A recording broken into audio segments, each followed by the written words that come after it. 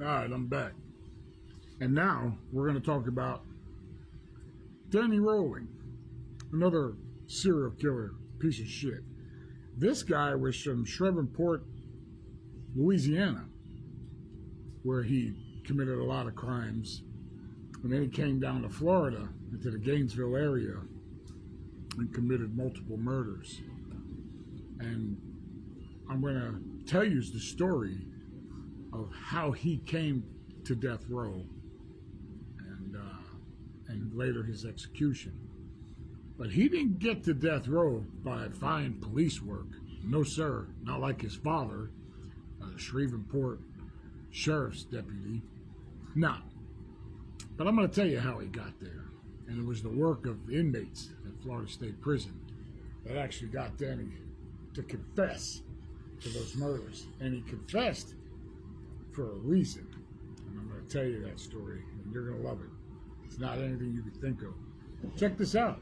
A&W root beer. I told you. I must be mentally fucking disturbed. I like A&W root beer.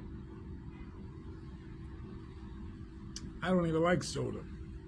But if I'm going to drink a soda, it's A&W. Good stuff. I like it.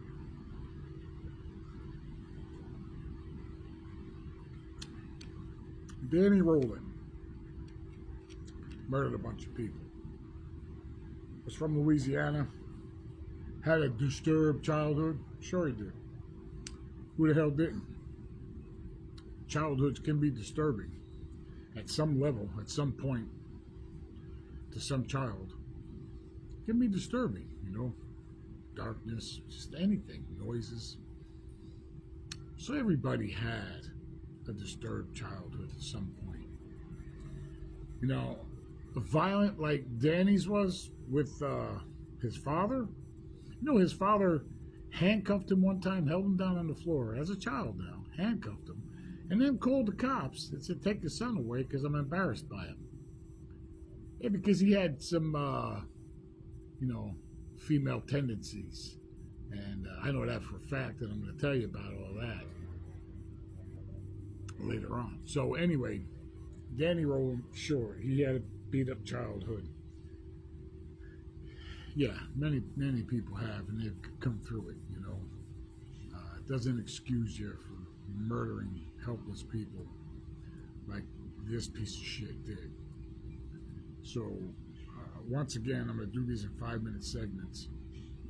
And this is part 1 to Danny Rowling.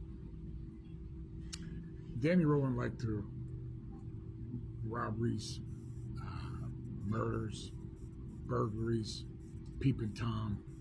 He was what you would call an all-around type piece of shit. He just wasn't, you know, secluded like one type of person. You know, me, I was an armed robber. I was that piece of shit. I was just an armed robber.